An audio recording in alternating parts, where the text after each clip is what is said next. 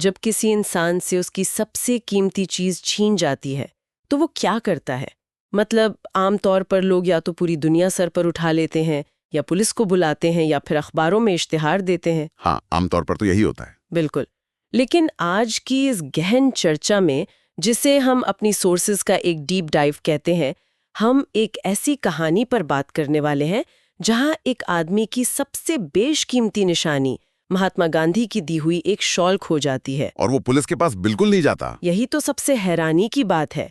Police के पास जाने के बजाय वो खुद को और पूरी दुनिया को धोखा देने का एक ऐसा जाल बुनता है जो मानव मनोविज्ञान और हमारे पाखंड का एक बेहद तीखा आईना सामने रख देता है। और देखिए, ये एक ऐसा आईना है जिसमें दरारें हैं, और उन्हीं दरारों के बीच से एक इंसान के वजूद के धड़कने की आवाजें सुनाई देती हैं। साहित्य की सबसे बड़ी ताकत यही है, वो किसी क्या कहते हैं मेडिकल एक्सरे की तरह सिर्फ टूटी हुई हड्डियां नहीं दिखाता। हाँ, वो साइकोलॉजी दिखाता है। सही कहा।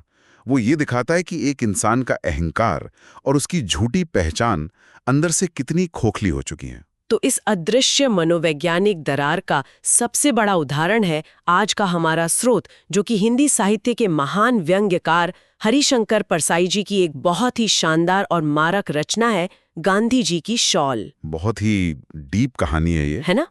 इस डीप डाइव का हमारा मिशन बहुत ही स्पष्ट है। हमें दरअसल ये समझना है कि कैसे अतीत की किसी महान विरासत का एक छोटा सा प्रतीक, जैसे कि एक शॉल, किसी इंसान के पूरे अस्तित्व का इकलौता सहारा बन जाता है। और जब वो सहारा छिन जाए तो इंसान अपनी उस खोखली हो चुकी पहचान को बचाने के लिए मतलब किस हद तक जा सकता है। चलिए इस डीप डाइव की शुरुआत करते हैं। तो इस कहानी के केंद्र में जो मुख्य पात्र हैं सेवक जी, उनकी स्थिति सच में किसी को भी सोचने पर मजबूर कर सकती है। परसाई जी बताते हैं कि उनकी वो खास शॉल खोए हुए पूरे 4 दिन बीत चुके हैं। 4 दिन मतलब एक लंबा समय है किसी ऐसी चीज के खोने का। बिल्कुल। इन 4 दिनों में उन्होंने रेलवे स्टेशन का छप्पा छप्पा छान मारा, ट्रेन के डिब्बे में जो उनके साथ एक परिचित यात्री सफर कर रहा था उससे भी पूछताछ कर ली, लेकिन शॉल का कहीं कोई अता पता नहीं है। और ये एक ऐसा संकट है जिसने उनकी पूरी दुनिया को रोक दिया है। चलिए इसे थोड़ा करीब से समझते हैं। इन 4 दिनों की बेचैनी के बावजूद सबसे अजीब बात मुझे ये लगी कि सेवक जी ने ना तो पुलिस में रिपोर्ट दर्ज कराई और ना ही अखबार में कोई विज्ञापन दिया। उनका तर्क सुनिए इस पर। उनका कहना है कि वो कोई मामूली चाबियों का गुच्छा या सूटकेस थोड़ी ना था, वो तो पूज्य गांधी जी की दी हुई एक पवित्र शॉल थी। वेट, पवित्र शॉल? हाँ, उनका मानना था कि पुलिस के पछड़े में पड़ने या अखबार की सुर्खियों में उस शॉल को घसीटने से उसकी पवित्रता नष्ट हो जाएगी। ये कैसा अजीब तर्क है? मतलब चीज खो गई है और आपको पवित्रता की पड़ी है? देखिए, असल में पवित्रता का ये आवरण महज एक ढाल है। ये उस गहरी घबराहट को छुपाता है कि अगर बात ज्यादा फैली, जांच पड़ताल हुई, तो शायद उनकी उस शॉल और उस शॉल से जुड़ी उनकी महानता की पूरी कहानी पर ही सवाल उठने लगेंगे। अच्छा, तो ये डर है? बिल्कुल। शॉल खोने के बाद का उनका जो व्यवहार है वो इसी डर की पुष्टि करता है। वो बिल्कुल सुन पड़ गए हैं, दरवाजे पर कुर्सी डालकर बैठते हैं और घंटों शून्य में ताकते रहते हैं। और कोई वहां से गुजरे तो उदाहरण लेना तो सुनने वालों के लिए दिलचस्प होगा। ये कुछ वैसा ही है जैसे किसी बहुत बड़े सोशल मीडिया इन्फ्लुएंसर का वेरीफाइड ब्लू टिक अचानक से गायब हो जाए। अरे वाह, बिल्कुल सटीक उदाहरण है ना? वो ब्लू टिक ही तो उनकी पूरी सामाजिक हैसियत, उनके वीआईपी होने का इकलौता सबूत था। अब बिना उस टिक के, या कहे बिना उस शॉल के, सेवक जी को लगता है कि उनका अपना कोई वजूद ही नहीं बचा है। वो बस एक आम इंसान बनकर रह गए हैं। सही कहा। ये दुख किसी कीमती ऊनी कपड़े के खोने का आर्थिक दुख बिल्कुल नहीं है। ये दुख है अटेंशन खोने का, समाज में मिलने वाले उस वीआईपी ट्रीटमेंट के छीन जाने का दुख है। मतलब उनकी पहचान उस कपड़े में बसी थी। हाँ, शॉल न होने का सीधा सा मतलब उनके लिए ये है कि अब उनके घर की मतलब उस घर की पूरी रौनक ही चली गई है। जब दिखावे के लिए वो मुख्य वस्तु ही नहीं रही, तो वो किसी को जबरन घर बुलाकर क्या दिखाएंगे। और शॉल खोने से पहले उनका वो दिखावा, या कहें उनका जो पूरा रूटीन था, वो भी तो किसी ड्रामे से कम नहीं था। कहानी में बताया गया है कि वो दरवाजे पर बैठते और जैसे ही कोई परिचित दूर से दिखता, वो लगभग उस पर जय हिंद का एक बॉम्ब उछालते थे। बॉम्ब? हाँ बिल्कुल, यही शब्द सही रहेगा। इतना जोरदार जय हिंद कि सामने वाला रुकने पर मजबूर हो जाए। मतलब एकदम रास्ता रोकने वाली बात। देखिए, जय हिंद का ये इस्तेमाल आजादी के संघर्ष के एक पवित्र नारे को एक तरह के सामाजिक जाल में बदल देता है। इसके बाद शुरू होता था उनकी आत्मीयता का प्रदर्शन। हाँ, वो चौड़ी मुस्कान के साथ सामने वाले का हाथ पकड़ लेना और ये दबाव डालना कि आप बिना चाय पिए तो यहां से जा ही नहीं सकते। ये मेहमान नवाजी कम और एक तरह का मनोवैज्ञानिक अपहरण ज्यादा लगता है। एक मिनट रुकिए, यहाँ एक बहुत अजीब बात है। मेहमान को घर के अंदर ले जाकर चाय पिलाई जाती, लेकिन चाय तो सिर्फ एक बहाना थी ना। असली मकसद तो कुछ और ही था। असली मकसद था अलमारी से अखबार की कतरानों वाली एक मोटी फाइल निकालना। इस फाइल में उनके जीवन भर की वो सारी खबरें होती थी जहां उनका नाम छपा हो। वो अपनी राष्ट्र सेवा, समाज सेवा और जेल जाने के किस्से सुनाते थे। हाँ, वो अपने अतीत का पूरा प्रदर्शन करते थे।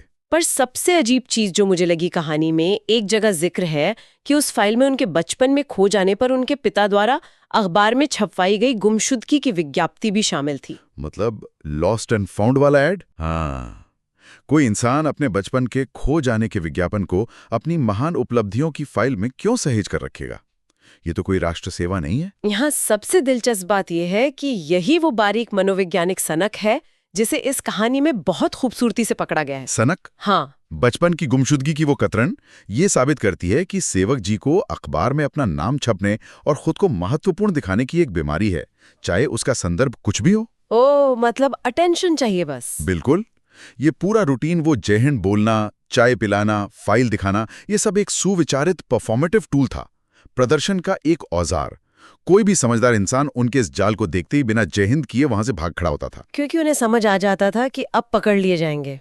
सही बात है। सेवक जी अपनी वर्तमान जिंदगी में पूरी तरह से असफल इंसान हैं, जिनके पास आज बताने के लिए कुछ नहीं है, इसलिए वो अतीत की कतरानों के पीछे छुपते हैं। और इस पूरे प्रदर्शन का क्लाइमैक्स तब आता था जब मेहमान उठने लगता। सेवक जी हाथ पकड़कर कहते, बस 1 मिनट और, मैं जीवन की सबसे मूल्यवान वस्तु दिखाता हूँ। तब आती थी शॉल की बारी।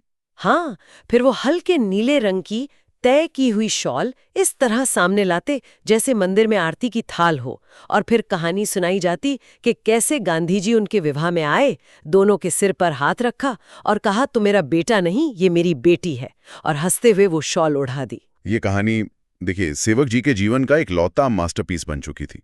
इसके बिना वो एक कोरे कागज की तरह थे, और यही खालीपन हमें इस डीप डाइव के अगले और सबसे महत्वपूर्ण हिस्से की ओर ले जाता है। खास करके उस वक्त की जनरेशन का खालीपन, है ना? बिल्कुल। परसाई जी ने सिर्फ एक व्यक्ति की साइकोलॉजिकल प्रॉब्लम नहीं बताई है, बल्कि उन्होंने स्वतंत्रता के बाद की उस पूरी पीढ़ी के खालीपन को छुआ है। यहाँ आकर बात वाकई बहुत दिलचस्प हो जाती है, क्योंकि ये उस पीढ़ी की कहानी है जिसने अपनी जवानी के शुरुआती दिनों में ही ये मान लिया था कि वो जीवन भर सिर्फ आज़ादी की लड़ाई लड़ेंगे। उनका पूरा अस्तित्व इसी एक संघर्ष के इर्द गिर्द बुना गया था। लेकिन आज़ादी जल्दी आ गई और जीवन बाकी रह गया। अब वो क्या करें? उनके पास इस खाली समय के लिए कोई योजना नहीं थी। स्वतंत्रता के बाद का जो विभाजन था ना, वो बहुत निर्मम था। जो लोग चतुर और सफल थे वो नई बनी सरकार का हिस्सा हो गए, सत्ता चलाने लगे। जो क्वालिफाइड थे मतलब? हाँ, कुछ लोग जो वैचारिक रूप से अलग थे वो मजबूत विरोधी दल में चले गए।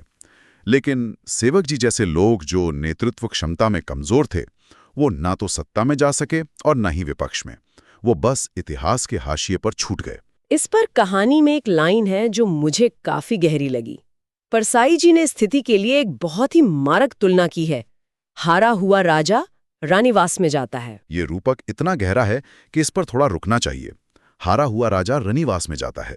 इसका सीधा सा मतलब है कि जो इंसान बाहर की दुनिया में युद्ध हार चुका है, अपनी प्रासंगिकता खो चुका है, तो वो क्या करेगा? वो अब सिर्फ अपने महल की चारदीवारी के अंदर अपने परिवार या रानियों के बीच अपना झूठा रौब झाड़ सकता है, जहां कोई उसे चुनौती देने वाला नहीं है।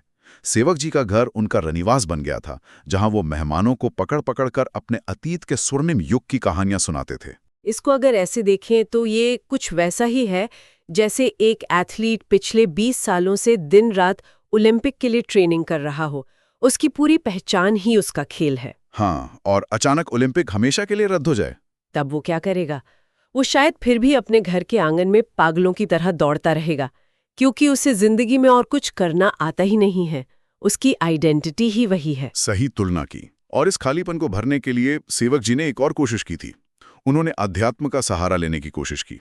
कहानी बताती है कि वो कुछ दिन के लिए आश्रम या अध्यात्म की शरण में गए, लेकिन वहां भी उनका मन नहीं लगा और वो वापस लौट आए। वहां मन क्यों नहीं लगा? इसका कारण बहुत स्पष्ट है।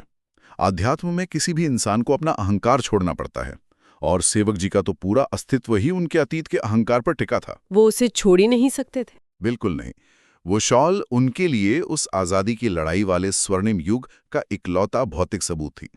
वो शॉल उन्हें आम लोगों की भीड़ से अलग करके एक विशेष व्यक्ति होने का दर्जा देती थी। और यही वजह है कि जब वो शॉल खो जाती है तो उनके सामने जीवन और मरण का संकट खड़ा हो जाता है। अब देखिए, शहर के टाउन हॉल में एक बड़ी सभा होने वाली है। लाउड स्पीकर लगे टांगे से पूरे शहर में मुनादी हो रही है। और सेवक जी के अंदर बेचैनी बढ़ रही है। हाँ, सेवक जी के भीतर सभा में जाने की पुरानी उमंग तो जागती है, लेकिन तुरंत ही वो कड़वी सच्चाई सामने आ जाती है कि शॉल तो है ही नहीं। बिना शॉल के वो मंच पर जाकर क्या बोलेंगे? उनका तो पूरा सार्वजनिक जीवन ही उसी शॉल पर टिका होता था। हर सभा में वो अंतिम वक्ता के बाद जानबूझकर खड़े होते और कहते कि उन्हें भी 2 शब्द कहने हैं। जबरदस्ती घुस जाते थे। हाँ, एक बार तो सभापति ने उन्हें रोकने के लिए घंटी तक बजा दी थी और भीड़ में से किसी मस्खरे ने उन पर तंज कसते हुए कहा भी था कि सेवक जी, आप शाल के बारे में बताना तो भूल ही गए। बाप रे, इतनी बेइज्जती! लेकिन सेवक जी इतने ढीठ हो चुके थे कि वो इसे अपना धर्म बताकर उसी घिसी-पिटी कहानी को फिर से सुनाने लगते थे। ये दिखाता है कि वो अपनी उस पहचान के कितने बड़े गुलाम बन चुके थे। लेकिन अब जब शॉल नहीं है तो उनके मन में विचार आता है कि ऐसे जीने से मर जाना अच्छा।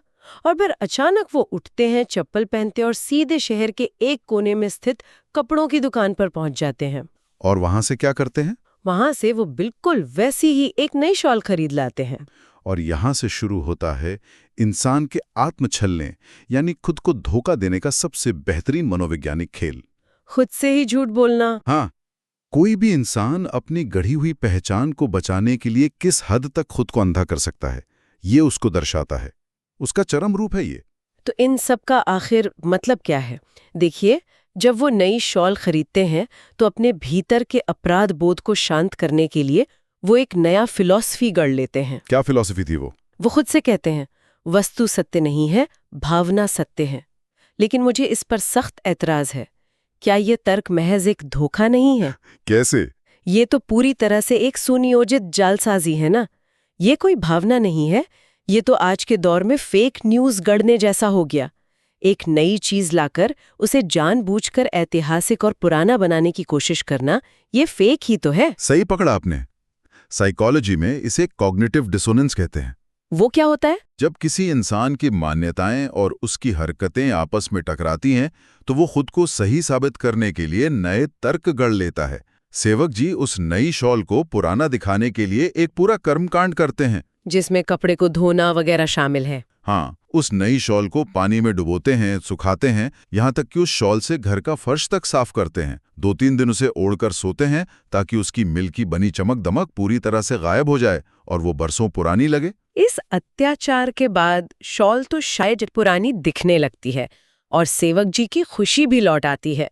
लेकिन कहानी में एक बहुत गहरी बात लिखी है कि जूं ही वो प्रसन्न होते, उनके भीतर एक आशंका कूद पड़ती कि कहीं लोग असलियत न समझ जाएं। ये डराना नेचुरल है। ये डर उनके भीतर छिपे अपराध बोध का संकेत है। वो दुनिया को तो धोखा दे रहे थे, लेकिन उनका अवचेतन मन, उनका सबकॉन्शियस जानता था कि वो झूठ के एक बहुत ही कमजोर धागे पर झूल रहे हैं। मतलब अंदर ही अंदर घबराहट थी। बिल्कुल। वो शॉल अब उनके सम्मान का प्रतीक नहीं बची थी, बल्कि उनके डर और असुरक्षा का कारण बन गई थी। और ये डर हकीकत में बदल जाता है उस शाम जब टाउन हॉल में सभा होती है। सेवक जी पूरी तैयारी के साथ अपना चिर परिचित कुर्ता धोती और वो नकली शॉल ओढ़कर मंच पर पहुंच जाते हैं। लेकिन उनका आत्मविश्वास नहीं था उनके साथ। एकदम नहीं। इस बार उनका आत्मविश्वास गायब है। मंच पर बैठे हुए उनके दिल में दुख-दुखी मची है। अगर कोई उन्हें सामान्य रूप से भी देखता है तो वो कांप जाते हैं कि अरे, कहीं इसने शॉल का रहस्य तो नहीं भांप लिया। ये दरअसल एक चोर की मानसिकता है, जो हर वक्त इसी डर में रहता है कि सब उसी को देख रहे हैं। उनका शरीर उस झूठ का बोझ उठा ही नहीं पा रहा है। और फिर जब अंतिम वक्ता अपना भाषण खत्म करता है तो सेवक जी अपनी पुरानी आदत के अनुसार उठ खड़े होते हैं। लेकिन इस बार उनका शरीर उनका साथ नहीं दे रहा है। हार्टबीट तेज होगी। हाँ, दिल जोर जोर से धड़क रहा है, हाथ कांप रहे हैं और उन्हें अपने पैरों को मंच पर स्थिर रखने के लिए बहुत ताकत लगानी पड़ रही है। वो माइक पकड़ते हैं और अपनी रटी रटाई स्क्रिप्ट शुरू करते हैं। मैंने जो कुछ सीखा है गांधी जी से, ये शॉल उन्होंने मुझे दी थी। और तभी वो घटित होता है जिसका डर उन्हें अंदर ही अंदर खा रहा था। पहली पंक्ति में बैठा एक आम आदमी खड़ा होता है और सीधा उनकी आंखों में आंचें डालकर कहता है, क्यों झूठ बोलते हैं सेवक जी? ये शॉल तो बिल्कुल नई है और मिल की है। भला गांधी जी मिल की शॉल देते? वेट, यहाँ एक बात मुझे बिल्कुल समझ नहीं आती। जो आदमी जिंदगी भर गांधी जी का नाम जपता रहा, जो उनका सबसे बड़ा अनुयायी होने का दावा करता रहा, वो ये कैसे भूल गया कि गांधी जी तो मिल के कपड़ों के सख्त खिलाफ थे? यही तो आश्चर्य की बात है ना? उन्होंने अपना पूरा जीवन खादी और स्वदेशी के प्रचार में लगा दिया। ये तो उनका सबसे बुनियादी सिद्धांत था। फिर सेवक जी इतनी बड़ी गलती कैसे कर गए कि वो एक कारखाने में बनी, मतलब मिल की शॉल ओढ़कर मंच पर चले गए? यहीं पर इंसान का दिमाग उसे धोखा देता है। इसे साइकोलॉजी में पैनिक ब्लाइंड स्पॉट या टनल विजन कह सकते हैं। Tunnel vision? हाँ, जब इंसान की पूरी पहचान, उसका पूरा अहंकार खतरे में होता है ना, तो उसका दिमाग तर्क और सिद्धांतों को प्रोसेस करना बंद कर देता है। अच्छा, तो लॉजिक काम नहीं करता? बिल्कुल नहीं। सेवक जी उस वक्त गांधी जी के सिद्धांतों के बारे में नहीं सोच रहे थे, वो सिर्फ और सिर्फ सेवक जी की छवि को बचाने के बारे में सोच रहे थे। अपनी पहचान बचाने की जल्दबाजी और उस नई शॉल को पुराना दिखाने की हड़बड़ी में वो उस महान इंसान के मूल सिद्धांतों को ही भूल गए, जिनके नाम पर वो अपनी रोटियां सेक रहे थे। ये एक बहुत ही क्रूर विडंबना है, मतलब बहुत बड़ी आयरनी है। हम प्रतीक को तो पकड़ लेते हैं, लेकिन उसके पीछे के सिद्धांत को ही भूल जाते हैं। जैसे ही उस आदमी ने पहली पंक्ति से वो बात कही, पूरी सभा में ठहाके गूंज उठे। और सुनने वालों के लिए समझना जरूरी है कि वो हंसी कोई सामान्य हंसी नहीं थी। तो कैसी हंसी थी वो? वो हंसी सेवक जी के उस पूरे झूठे अस्तित्व पर थी जिसे वो सालों से धो रहे थे। उस हंसी ने सेवक जी को पूरी तरह से तोड़ दिया। कहानी का अंत सच में बहुत ही मार्मिक है। उनके पैर डगमगाए, माइक पर उनकी पकड़ ढीली पड़ गई और वो वहीं मंच पर धड़ाम से बैठ गए। देखिए, मंच पर उनका वो बैठ जाना सिर्फ एक शारीरिक पतन नहीं था, वो उनके सार्वजनिक जीवन का अंत था। उनके अतीत के घमंड, उनकी खोखली हो चुकी महानता की जो इमारत थी, वो हमेशा के लिए ढह गई थी। वो झूठ पकड़ा गया था आखिरकार। हाँ, वो मिल की शॉल उनके उस झूठ का कफन बन गई जिसे वो खुद बुनकर लाए थे। सेवक जी की सबसे बड़ी ट्रेजेडी ये नहीं थी कि उनकी असली शॉल खो गई। उनकी ट्रेजेडी ये थी कि उन्होंने आज़ादी के बाद अपने जीवन का कोई नया अर्थ नहीं खोजा और महज एक प्रतीक के मोहताज होकर रह गए। तो इस पूरी चर्चा को अगर हम समेटें, तो आज के इस डीप डाइव ने मानव मनोविज्ञान का एक बहुत ही कड़वा सच दिखाया है। परसाई जी की ये रचना इस बात की चेतावनी है कि जब कोई भी इंसान अपनी पूरी पहचान, अपना पूरा वजूद किसी बाहरी वस्तु, किसी बीती हुई उपलब्धि या सिर्फ दूसरों के अटेंशन पर टिका देता है, तो क्या होता है? तो असल में वो एक बहुत ही कमजोर नींव पर घर बना रहा होता है। जिस दिन वो बाहरी सहारा छिनता है, वो सिर्फ उस वस्तु को नहीं खोता, वो खुद को खो देता है। बहुत सही बात कही। अगर हम इसे आज के परिप्रेक्ष्य में देखें, तो ये कहानी आज और भी ज्यादा प्रासंगिक लगती है। अतीत का सम्मान करना एक बात है, लेकिन अतीत की किसी एक घटना को अपनी वर्तमान असफलताओं को छिपाने की ढाल बना लेना, ये एक बहुत गहरा मनोवैज्ञानिक संकट है। बिल्कुल। और इसी विचार के साथ हम आज के इस डीप डाइव के अंत पर पहुंच गए हैं। लेकिन जाने से पहले एक ऐसा सवाल छोड़ना बहुत जरूरी है जो इस कहानी को सीधे आज की दुनिया से जोड़ता है। बिल्कुल। इस पूरी चर्चा के बाद कोई भी इंसान ये सोचने पर मजबूर हो जाएगा कि आज के इस आधुनिक और दिखावे से भरे दौर में लोग अपनी असुरक्षाओं, अपने अकेलेपन और अपनी असफलताओं को छिपाने के लिए अपने चारों ओर किस तरह की अदृश्य शॉल ओढ़कर घूम रहे हैं। वो शॉल कुछ भी हो सकती है आज के वक्त में। हाँ, वो शॉल कोई महंगा गैजेट हो सकता है, सोशल मीडिया पर दिखने वाले अनगिनत फॉलोअर्स हो सकते हैं, या कोई पुराना पदनाम हो सकता है। और सबसे डरावना सवाल ये है कि क्या होगा जिस दिन किसी ने जीवन की उस पहली पंक्ति में खड़े होकर जोर से कह दिया कि तुम्हारी ये शॉल तो बिल्कुल नकली है। क्या हम उस सच का सामना करने के लिए तैयार हैं? ये अपने आप में सोचने वाली बात है।